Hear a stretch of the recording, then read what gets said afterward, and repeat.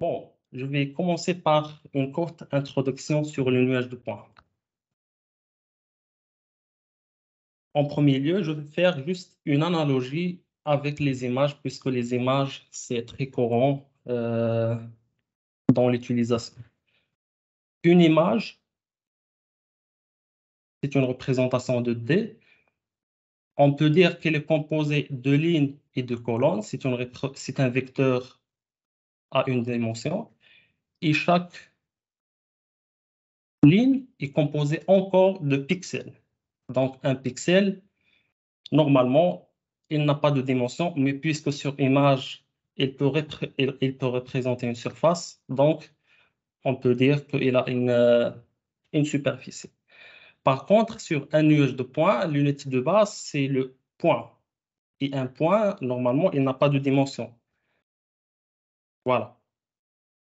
Comme sur une ligne d'image, on peut avoir un ensemble de points alignés sur un axe. Donc, c'est un nuage de points unidimensionnel.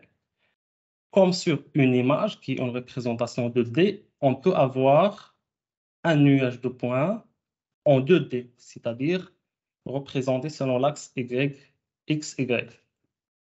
Et comme sur une vidéo qui est vraiment une succession des images, on peut avoir un nuage de points en 3D. Et c'est vraiment la représentation qu'on veut dire lorsqu'on dit un nuage de points. Lorsqu'on dit un nuage de points, c'est principalement pour dire un nuage de points 3D. Les nuages de points, ils peuvent inclure le temps, donc c'est une représentation 4D, à 4 dimensions, et ainsi de suite. Donc voilà, c'est juste pour faire l'analogie entre un pixel comme l'unité de base pour l'image et pour la vidéo, ainsi le point est l'unité de base pour le nuage de points 3D. La définition d'un nuage de points, très simplement, c'est juste un ensemble de points dans l'espace 3D qui représente la surface d'un objet qui est visible dans le champ de vision d'un capteur. Normalement, un capteur, il peut capter juste la surface puisqu'il ne peut pas savoir ce qui existe à l'intérieur d'un objet. Et aussi, il peut capturer seulement les points qui sont dans le champ de vision. Donc, un nuage de points, c'est aussi un point représenté dans l'espace 3D euclidien, où chaque point représente les coordonnées cartésiennes X, Y, Z. Ici, je donne juste un exemple simple pour savoir. Ici, il y a un objet. Ici, c'est un capteur qui envoie des pulses ou bien des rayons laser pour faire l'acquisition de tous les points sur la surface de cet objet. L'objet, il a une surface continue et nous, ce qu'on essaie, c'est vraiment d'avoir des points. Donc, c'est une représentation discrète. On peut dire qu'un nuage de points, c'est une discrétisation ou bien un échantillonnage sur la surface d'un objet. Et ici, c'est le nuage de points 3D qui tourne. Bon, ça reste juste une illustration. Ce n'est pas le même objet que représenté ici, mais vous avez compris le concept. Et en vrai, un nuage de points, c'est juste un fichier texte qui contient des lignes X, Y, Z pour les coordonnées. Il peut contenir aussi un champ scalaire qui est par exemple l'intensité. Et il peut contenir la composante RGB, donc la composante colorimétrique. Les formats d'un nuage de points varient, mais le cœur d'un nuage de points, c'est vraiment ces coordonnées X, Y, Z, des champs scalaires et la composante colorimétrique. Et si je donne une définition mathématique d'un nuage de points, bon, un nuage de points, c'est juste un ensemble de points PI qui appartient à R3 plus D. Normalement, si on veut dire un nuage de points, c'est juste les coordonnées X, Y, Z, donc ça appartient à R3. Mais j'ai ajouté D parce que un nuage de points en plus des coordonnées X, Y, Z, il contient en général Donc voilà, il peut contenir juste X, Y, Z, mais en général, on aura la composante colorimétrique RGB. On a aussi l'intensité. On a parfois la classification et d'autres champs scalaires qu'on va voir par la suite. N, c'est le nombre de points dans cet ensemble. Il peut être juste quelques points, par exemple des milliers de points, ce qui est en général pas le cas pour des applications réelles, mais plutôt des millions, voire des milliards, voire des trillions de points.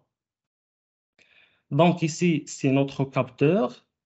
Il mesure les angles horizontaux et verticaux. Il mesure la distance et en se basant sur les coordonnées polaires, ils permettent d'avoir les coordonnées X, Y, Z, les coordonnées cartésiennes par rapport aux repères liés au scanner. Donc, ce n'est pas par rapport à un repère terrestre ou bien ce n'est pas un géoréférencement direct. Donc, les coordonnées qu'on a au départ, ce sont des coordonnées par rapport au repère local du capteur. Concernant les plateformes, un nuage de points peut être acquis par un capteur terrestre qui peut soit être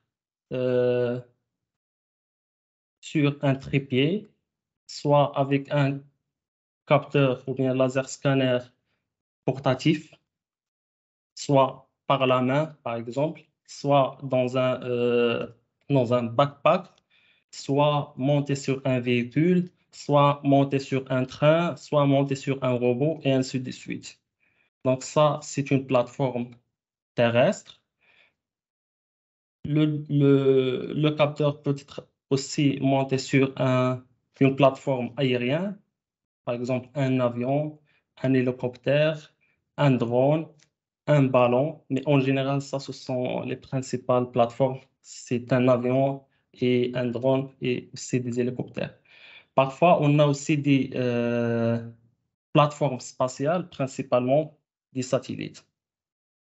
Je reviens ici pour juste montrer qu'un nuage de points est principalement un ensemble de mesures angulaires, horizontalement et verticalement, et aussi une mesure de distance sur la surface d'un objet.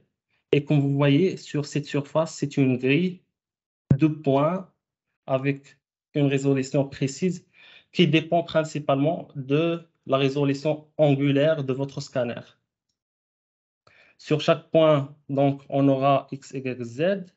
Et puisque c'est une pulse laser, on aura un retour qui nous donne l'intensité de retour du signal. Ça, c'est un exemple de plateforme terrestre. Ça, c'est un exemple de plateforme aérienne sur un avion. Et ça, c'est une plateforme spatiale. Bon, maintenant, on connaît ce que ça veut dire les nuages de points. Ces données, elles ont une particularité ou bien plusieurs particularités, parmi lesquelles c'est que les nuages de points, ce sont irregular, c'est-à-dire non réguliers. Il y a plusieurs paramètres qui jouent sur cette particularité, principalement la distance, puisque on a une résolution angulaire fixe, donc les objets qui sont proches de notre capteur sont principalement plus denses que les objets qui sont loin de notre capteur. La deuxième particularité, c'est que les nuages de points sont non structurés. Donc, par contre, une image qui contient des pixels qui sont structurés dans une grille, le nuage de points n'est pas structuré parce que, comme j'ai dit, il a une densité variable et parfois on a des points qui sont moins denses, d'autres plus denses, donc la distance n'est pas la même. Ici, je montre juste que, par exemple, sur une image, on a un pixel et le pixel il est connecté aux autres pixels, soit par exemple dans la même colonne, soit dans la même ligne, ou bien il est connecté à 8 pixels, donc les pixels qui l'entourent. De la même façon, pour rendre un nuage de points non structuré vers une représentation structurée, on fait appel à ce qu'on appelle une voxelisation. C'est-à-dire, on prend les nuages de points et on va créer des cubes qui sont des voxels, des représentations 3D. Et comme ça, pour chaque voxel, on aura soit 6 voxels qui sont connectés par les faces, ou bien 26 voxels qui entourent notre voxel dans toutes les directions. Donc ça, c'est une sorte de structuration de votre nuage de points. Je reviens juste à ce point, à Drza, concernant les voxels et les nuages de points. Il faut juste noter que généralement, les deux sont des représentations des données 3D. C'est-à-dire qu'on peut représenter à 3D soit avec des voxels, soit avec des nuages de points, mais les voxels sont plus proches des images. Oui, exactement. C'est une sorte de structuration pour dire que chaque voxel, par exemple, est-ce qu'il a des voisins et dans quelle direction. Par contre, un nuage de points, il peut avoir des voisins dans toutes les directions. La troisième particularité des nuages de points, c'est que c'est une liste ou bien un ensemble de points, mais il n'est pas ordonné. Donc, soit vous commencez par exemple par ce point dans votre liste, ou bien ce point, ou bien ce point, même si vous voyez que l'ordre il a changé, c'est la même chose, puisque la représentation elle est en 3D, elle est indépendante de l'ordre. Par contre, sur une image, l'ordre des pixels il est important. Pourquoi je parle de ces particularités? Parce qu'en fait, elles doivent être prises en considération en général, pour tous les traitements qu'on va faire et tous les algorithmes qui existent, ils doivent prendre en considération qu'un nuage de points n'est pas régulier, il a une densité variable, n'est pas structuré et il n'est pas ordonné. Ici, je montre le workflow général ou bien simplifié d'une acquisition 3D. C'est que nous avons une scène, un objet, et ceci est un arbre. On place un capteur, soit dans une position, soit dans plusieurs positions pour avoir une couverture sur tout l'objet. On fait un scan, on a les données, puis on fait des traitements sur base de ces données-là.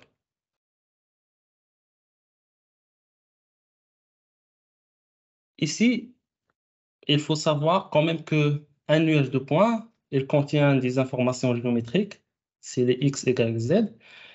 Les informations radiométriques, c'est principalement la composante RGB, l'intensité, mais aussi récemment, les laser scanners ou bien les nuages de points, ils peuvent inclure des données multispectrales, par exemple l'infrarouge ou autres informations spectrales. Mais aussi, un nuage de points, il peut contenir de la sémantique. La sémantique, ça veut dire quoi? Ça veut dire des informations sur les différents objets qui sont présents dans votre nuage de points. C'est ce qu'on appelle des labels. Il faut savoir aussi que généralement, un nuage de points, il peut être obtenu par un laser scanner. C'est un type de capteur qui est actif, qui mesure directement la distance et l'angle pour donner un nuage de points en X, Y, Z. Mais aussi, il y a ce qu'on appelle la photogrammétrie qui se base sur des capteurs qui sont passifs. Donc, ce qu'on fait, c'est qu'on prend des nuages de points, on prend des images de plusieurs points de vue et on fait ce qu'on appelle une reconstruction 3D pour avoir notre nuage de points X, Y, Z ainsi que la composante RGB. Dans la pratique, en général, un LiDAR ou bien un laser scanner terrestre, il contient une caméra en plus du capteur qui envoie la pulse laser. Il contient une caméra, comme ça on a un nuage de points colorisé. Parce que le capteur laser, il peut donner la distance et aussi il peut donner l'intensité, mais il ne peut pas donner l'information colorimétrique RGB. C'est pourquoi pour tous les scanners en général terrestres, il y a une caméra intégrée. Et c'est cette fusion entre le nuage de points et les images qui vous donne par la suite un nuage de points colorisé. La particularité principale de chaque méthode, c'est que un lidar peut donner directement le coordonnées d'un point à partir d'une seule position. Par contre, la photogrammétrie, il faut y avoir deux points de vue et une zone de couverture pour avoir l'intersection des deux images pour avoir les coordonnées d'un point. Et il y a aussi une différence en termes de budget, de capacité, de précision, de adaptabilité, par exemple. Un lidar peut faire l'acquisition même la nuit, par contre, la photogrammétrie ne peut pas le faire, surtout en RGB. Il peut, par exemple, on a maintenant ce qu'on appelle de la photogrammétrie qui peut être faite sur du thermique. Voilà, donc j'ai terminé sur la partie des nuages de points. La deuxième représentation 3D qui est très intéressante, c'est les maillages. Donc, c'est quoi un maillage? En général, un maillage, il est dérivé d'un nuage de points. Donc, un nuage de points, c'est les vertex. Ça, ce sont les vertex. Et c'est quoi un maillage? Ben, en fait, on essaye de construire des triangles qui sont des surfaces entre chaque 3 points. Donc, un mesh, c'est principalement composé de vertex. Ça, ce sont des arrêts, des edges qui lient entre deux vertex. Et chaque 3 points, il constitue une surface triangulaire. Donc ça, c'est un triangle ou bien un face. C'est juste une information à côté, c'est que on peut avoir pas seulement des triangles, mais des surfaces quadrilatérales, c'est-à-dire on a un mesh sous forme de quadrilatère. Mais en général, les mèches avec lesquelles on travaille principalement en géomatique, ce sont des mèches avec des faces triangulaires. Il y a aussi d'autres types de données 3D. En plus, comme j'ai dit, il y a les nuages de points, il y a les mèches, mais aussi il y a des représentations sous forme de TIN, qui est une représentation 2D. Il y a les voxels, qui est aussi une représentation 3D. Il y a le BRIP, c'est-à-dire Boundary Representation. Donc, il y a juste les boundaries de votre objet, et ainsi de suite. Mais principalement, les représentations qu'on utilise, c'est soit des TIN, soit des nuages de points 3D, soit des mèches.